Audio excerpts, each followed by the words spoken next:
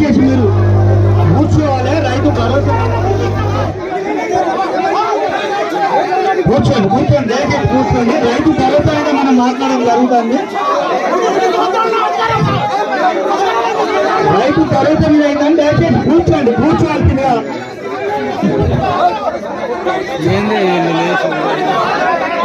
కూర్చోండి కూర్చోండి దయచేసి కూర్చోండి దయచేసి కూర్చోండి.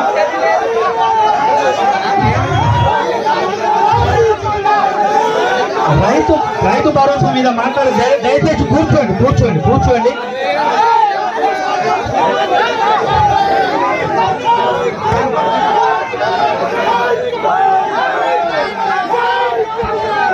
బాబు మీరు దయచేసి కూర్చోండి. ఎవరు కూడా ఇక్కడికి రావద్దు. దయచేసి కూర్చోండి. ఈ సమస్యల మీద మాట్లాడినప్పుడు మీరు దయచేసి కూర్చోవాలి కూర్చోవాలి.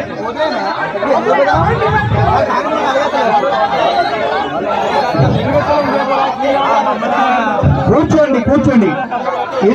ఈ సమావేశాన్ని ఈ పథకాల గురించి ముందుగా వివరించే కంటే ముందు కూడా ఈ సభను ఉద్దేశించి వ్యవసాయ మార్కెట్ కమిటీ చైర్మన్ గారిని ఒకసారి మాట్లాడవలసిందిగా ఆహ్వానిస్తున్నాం. మాట్లాడు.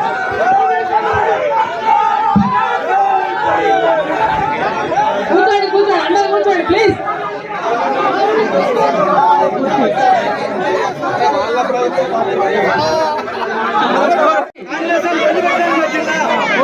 గ్రామ సభ అనేది కాంగ్రెస్ నిలబెట్టడానికి వచ్చిందా? ప్రజా సమస్యలకు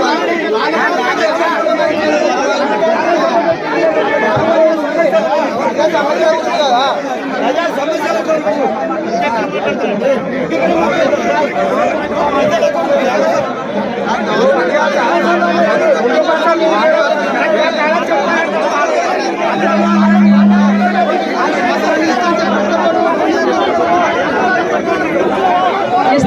ఇస్తాము. తొందర ఎందుకు పడుతున్నారు? ఇస్తాము. కూర్చోండి అన్న కూర్చోండి కూర్చోండి అన్న కూర్చుంటే మాట్లాడదామన్నా. ఎందుకంటే తొందర పడుతున్నారు? కూర్చోండి.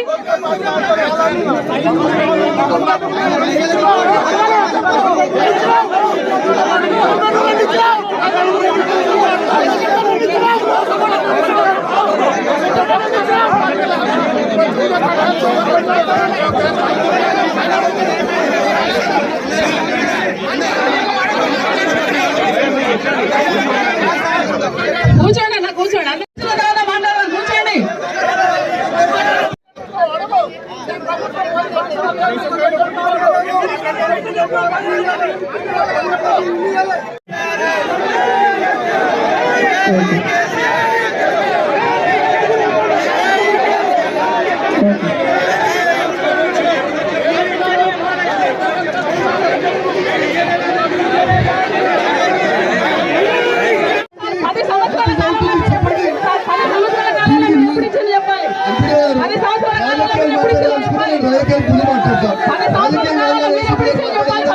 రాజకీయాలు ఏమంటాయి?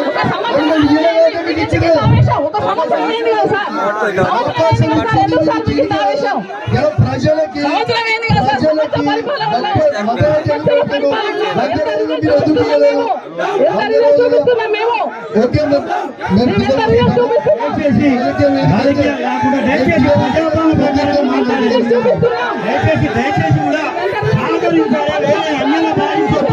అన్యల పాలించొద్దు.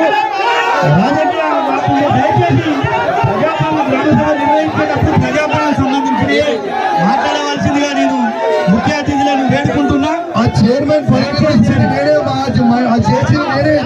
సపరేట్ చేసింది కౌశిక్ రెడ్డి గుర్తుపెట్టుకో.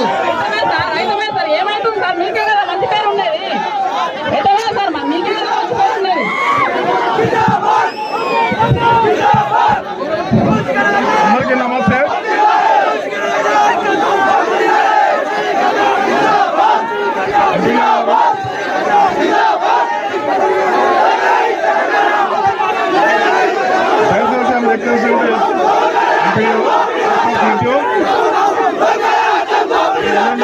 దాని ప్రకారం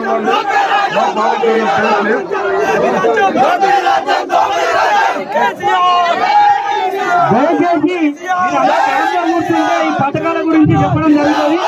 నిజమైన లబ్ధి లేదు, లేకపోతే ప్రమాదం ఉంది. దయచేసి ఎవరు కూడా గొడవ చేయకుండా దయచేసి కూర్చోండి. ఇది గ్రామ సభలో దయచేసి నినాదాలు వస్తూ దయచేసి నినాదాలు వస్తూ కూర్చోండి. సంబంధించి మేము లబ్ధిదారులు బాగుంటుంది. దయచేసి కూడా అందరూ కూర్చోవలసిందిగా.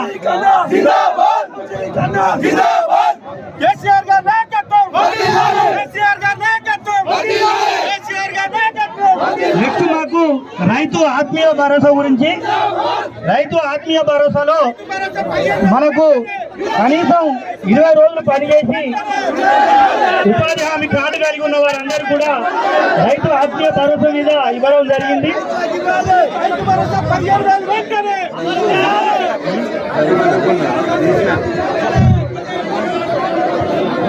దయచేసి కూర్చోవలసిందిగా ఆహ్వానిస్తున్నాం. కూర్చోండి దయచేసి అందరూ కూర్చోవాలి. అందరూ కూర్చోండి దయచేసి. మీరు అందరూ కూర్చుంటేనే సభ నడుస్తుంది. దయచేసి కూర్చోండి దయచేసి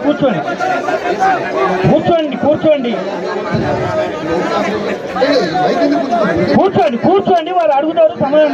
కూర్చోండి, మీరు కూడా ఏదైనా ఉంటే అడగవచ్చు. ఇంకా దయచేసి వేరే చేయకండి, కూర్చోండి.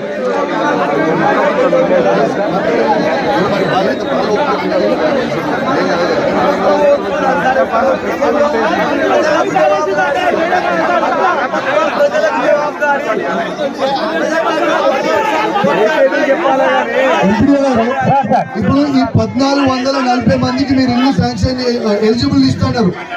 నియోజకవర్గంలో మీరు మొత్తం ఇచ్చిన అలాగే 3500 ఇల్లు మాత్రమే. మరి కమలాపూర్ లో మీరు 1440 మందికి ఇల్లు ఇస్తున్నా ఎలిజిబుల్ లిస్ట్ అది. ఎందుకంటే మీరు కేవలం సర్పంచ్ ఎలక్షన్ల కోసము, లోకల్ బాడీ ఎలక్షన్ల కోసము మాత్రమే లిస్టు చదువుతున్నారు. ఇప్పుడు 3500 ఇల్లు ఉంటే డివైడెడ్ బై 166 చేస్తే ఒక్కొక్క గ్రామ పంచాయతీకి వచ్చే ఇల్లు కేవలం 21 ఇల్లు మాత్రమే. మరి 1400 మంది 40 మందికి మీరు ఇస్తున్నారా? కేవలం మోసం చేస్తున్నారా?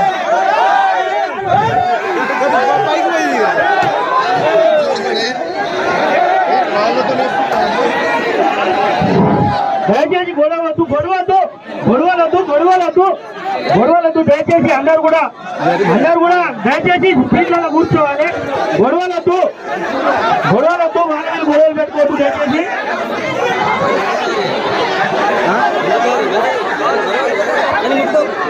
ఇది రాళ్లతో కొట్టడమే సార్. రాళ్లతో కొట్టడం ఏంది? ఇదే పద్ధతి ఏంటిది? రాళ్లతో కొడతారా? అంటే ప్రజల సమస్యలు అడిగితే రాళ్లతో కొడతారా? కమలాపూర్ లో ఇల్లు ఇవ్వమని అడిగితే ప్రజలకి రాళ్లతో కొడతారా? కమలాపూర్ లో ఇల్లు ఎందుకు ఇయ్యరు? సమాధానం చెప్పురి. ఇలా మీరు 20 ఇల్లు మాత్రమే ఇచ్చుకుంటే 1400 మంది ఇలా ప్రజల కోసము, ఇలా ప్రజలకి ఇల్లు ఇవ్వమంటే మీరు రాళ్లతో కొడతారా? ఇలా ప్రజలకి ఆత్మీయ భరోసా ఇవ్వమంటే రైతు భరోసా ఇవ్వమంటే రాళ్లతో కొడతారా? ఇదా దాడి చేయడానికి వచ్చిరా? సమాధానం చెప్తారా? దాడి చేయడానికి వచ్చిరా? మీరు ప్రజలకి సమాధానం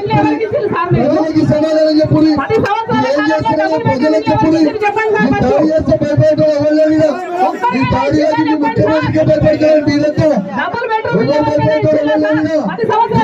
మీరంతా రాజ్యాలకి జవాబు చెప్పాల్సిన అవసరం ఉన్నది. ఇవాళ ఇళ్ళకి మాకు క్లారిటీ ఇవ్వండి. నేను ప్రజాపక్షాలు అడుగుతున్నా. నేను ప్రజాపక్షాల సబ్జెక్ట్ మాట్లాడుతున్నా. నేను సబ్జెక్ట్ మాట్లాడుతున్నా.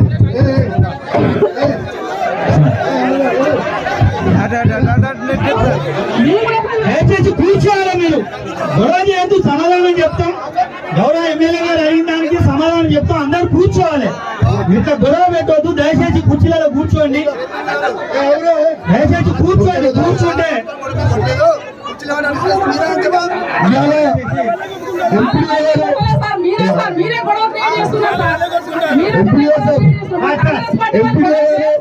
కాంగ్రెస్ పార్టీ వాళ్ళు గొడవ చేయరు సార్. ఆన్సర్ కావాలి ఎంపీడీఓ గారు ప్లీజ్. దయచేసి మీరు నాకు ఆన్సర్ ఇవ్వండి ఎంపీడీఓ గారు.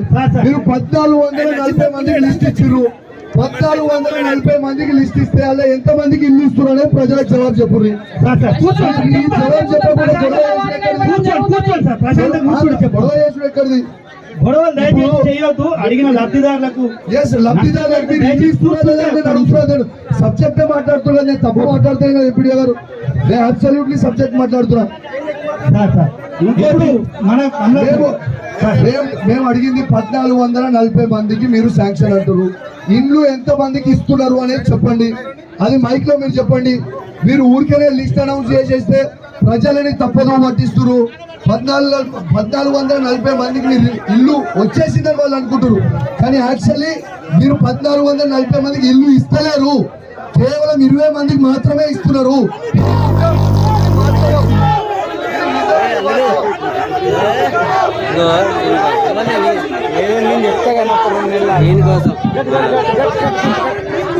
అందరూ దయచేసి కూర్చోండి. గౌరవ ఎమ్మెల్యే గారు అడిగిన దానికి సమాధానం చెప్పాలి. దయచేసి కూర్చోండి. నిలబడి అందరు నిలబడవద్దు. దయచేసి కూర్చుంటే సార్ అడిగిన దానికి మేము సమాధానం చెప్పాల్సి ఉంటుంది. మీరు నిలబడి ఉండొద్దు. దయచేసి నిలబడి ఉండకండి. దయచేసి కూర్చోండి. కూర్చొని సార్ అడిగిన దానికి జరిగే ప్రక్రియ ఇల్లు రావనేటువంటి ఎటువంటి సందేహం కూడా అవసరం లేదు. 1440 మందికి కూడా విడతల వారిగా సార్, 1440 మందికి కూడా విడతల వారిగా ఇల్లు వస్తాయి సార్. సార్ ఇప్పుడు మాకు కాన్స్టిట్యున్సీకి వచ్చిన ఇల్లు మాత్రం ఉంది, కానీ మండలానికి ఇల్లు అనేది ఇంకా సార్, ఇంకా కాన్స్టిట్యున్సీ కూడా ఇన్ని అనేది కూడా మాకు ఇంకా డైరెక్షన్స్ రాలేదు సార్. చేస్తున్నారు 26 నాడు సార్, 26 నాడు లాంఛనంగా 26 వరకు లాంఛనంగా ప్రారంభం కావస్తాను సార్. ఫస్ట్ విడత భూమి ఉండి ఇల్లు లేని వారికి ఇవ్వడం జరుగుతుంది. అందులో ముఖ్యంగా వితంతువులకు, వికలాంగులకు, పారిశుద్ధ్య కార్మికులకు, అదేవిధంగా ట్రాన్స్జెండర్స్ ఎవరైనా ఉంటే కూడా ఫస్ట్ విడత ఇస్తారు. సెకండ్ విడత దఫాల వారిగా కూడా అర్హులైనటువంటి అందరూ కూడా ఇందిరమ్మ ఇల్లు ఇవ్వడం జరుగుతుంది సార్. దయచేసి వాళ్ళు నష్టపోయే ప్రమాదం ఉన్నది. దయచేసి మీరు కూర్చోవాల్సిందిగా దయచేసి కోరుతున్నాం. దయచేసి కూడా అందరూ దయచేసి కూర్చోవాల్సిందిగా కోరుతున్నాం. గౌరవ ఎమ్మెల్యే గారు కూడా ఈ వేదికపైకి రావాల్సిందిగా ఆహ్వానిస్తున్నాం.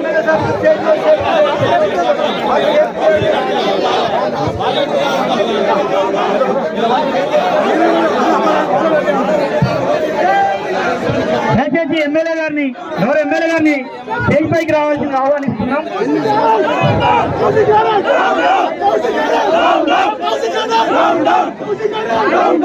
సార్ మీరు వేదిక పైకి రండి సార్. దయచేసి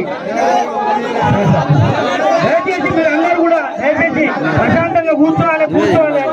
వచ్చిన గ్రామ ప్రజలు కూడా వాళ్ళకు వచ్చే పథకాల గురించి కన్ఫ్యూజ్ అవుతారు. దయచేసి మీరు ఎలాంటి కూడా నినాదాలు చేయకుండా కూర్చోండి.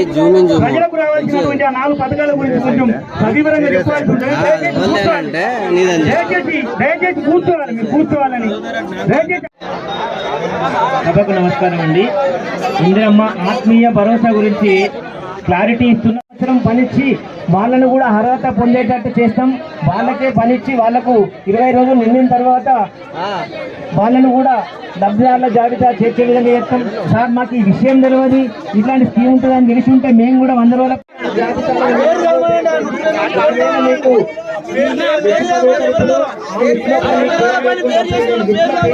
అప్లై చేయాల్సిన అవసరం లేదు. లిస్టుల పేరు లేకుండా గ్రామ పంచాయతీకి అందబెట్టిన వాటిల్లో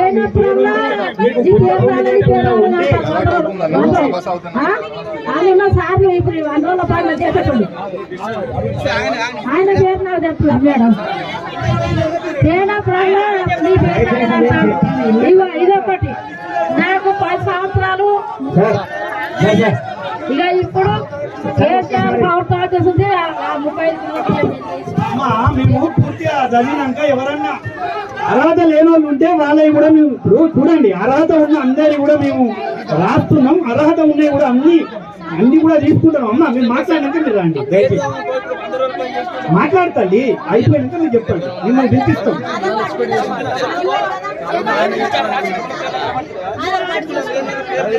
నీకు వచ్చిందా? నీకు ఇప్పుడు రైతు భరోసా వచ్చిందా? నీ పేరుకి నీకు భూమి ఉందా? ల్యాండ్ లేని వాళ్ళకే ఇస్తామని మీ ప్రభుత్వం చెప్పింది కదా. రైతు ఆత్మీయ భరోసా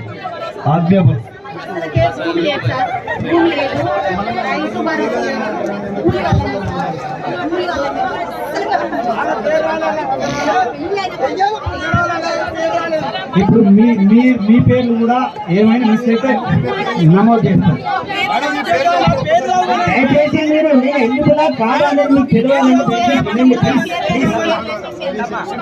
దయచేసి ఒక నిమిషం. రైతు భరోసా వచ్చే వాళ్ళు ఎవరు కూడా అప్లై చేసుకోకండి. 51 మందికి మీరు డిక్లేర్ చేసినప్పుడు మరి ఆ 651 మందికి మీరు 12,000 ఎందుకు ఇస్తలేరు అని వాళ్ళ పక్షాన నేను మిమ్మల్ని అడుగుతున్నా. దానికి జవాబు చెప్పండి. కేవలము వ్యవసాయ పక్షాన మీకు ఈ ప్రభుత్వానికి డిమాండ్ చేస్తా ఉన్నాను. Thank you sir. ఎవరైతే రేషన్ కార్డు లేని వారు వాళ్ళ పిల్లల గురించి అప్లై చేసుకొని యాడ్ చేయమన్న వారి యొక్క లిస్ట్ కూడా నా దగ్గర ఉన్నది. మీకు చదివి వినిపించగలుగుతాను. తర్వాత మీరు ప్రజాపాలన లోపల అప్లికేషన్ పెట్టుకున్నారు రేషన్ కార్డు ఉన్నదని కావాలని, అది కూడా ఒక లిస్ట్ ఉన్నది.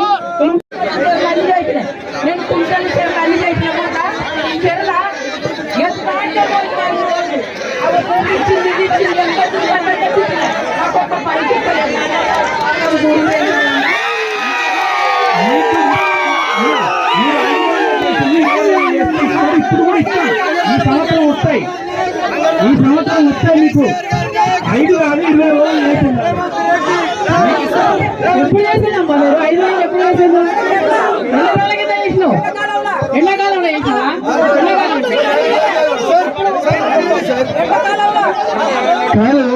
కాదు అయినా ఒక నిమిషం బాబు.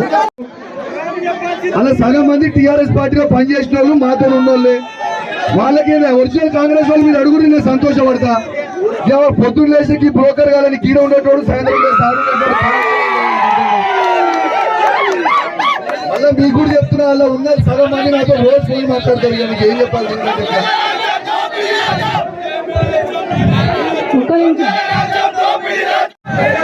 ఇప్పుడు చదివిన పేరు ఇప్పుడు 420 ఉన్నాయి చదివిస్తా. అవి కూడా ఉన్నాయి. అవి కూడా ఇప్పుడు నేను చదువుతా. కొంచెం ఓపిక. అవి కూడా చదవండి. మొత్తం రేషన్ కార్డులు అన్ని చదవండి. 420 కూడా ఉన్నాయి చదివిస్తా. ఇప్పుడు అదే ఒక్క నిమిషం. ఇప్పుడు వీళ్ళు 1440 ఇండ్లు ఇస్తున్నామని కమలాపూర్ పట్టణ ప్రజల్ని మోసం వాకౌట్ చేసేస్తున్నాము. ఇక్కడ సభ నుంచి వెళ్ళిపోతున్నాం. మా బీఆర్ఎస్ పార్టీ పక్షాన ఇది పూర్తి మోసం, పూర్తి అబద్ధం. ఒక్క ఇల్లు కూడా వీళ్ళ ఈ నియోజకవర్గం ఈ కమలాపూర్ గ్రామంలో 1440 పేర్లు ఇప్పుడు చదువుతారు. దాంట్లో వచ్చే ఇండ్లు ఎంత అంటే 20 ఇండ్లు మాత్రమే. కేవలం సర్పంచ్ ఎలక్షన్ల కోసం మోసం చేస్తా ఉన్నారు. ఆన్లైన్ ఇచ్చిన దరఖాస్తులు మొత్తం ఆన్లైన్ చేయలేదు. ఇలా దాంతో పాటు ఇలా భూమి లేని వాళ్ళకి 12,000 రూపాయలు ఇవ్వలేదు. కాబట్టి దీన్ని నిరసిస్తూ మేము బీఆర్ఎస్ పార్టీ పక్షాన ఇక్కడి నుంచి వెళ్ళిపోతున్నాం. ఈ బ్రోకర్ గాళ్ళకి రోజు ఒక పార్టీ మారే బ్రోకర్ గాళ్ళతోని భయపడేటో ఎవరు లేదు. తాట తీస్తాం రేపు.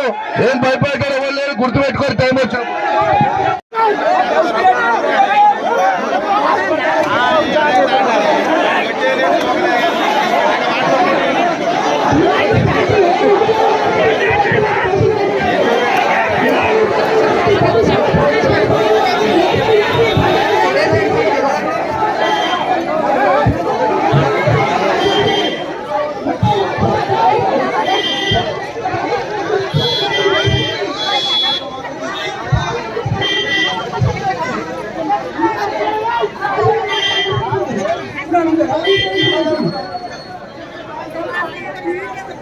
ఇలాంటి మరెన్నో వీడియోస్ కొరకు ఆర్కే న్యూస్ తెలంగాణను సబ్స్క్రైబ్ చేయండి, షేర్ చేయండి. మా కంటెంట్ కనుక నచ్చితే మీ ఫ్రెండ్స్కి కూడా షేర్ చేయండి, సబ్స్క్రైబ్ చేయమనండి.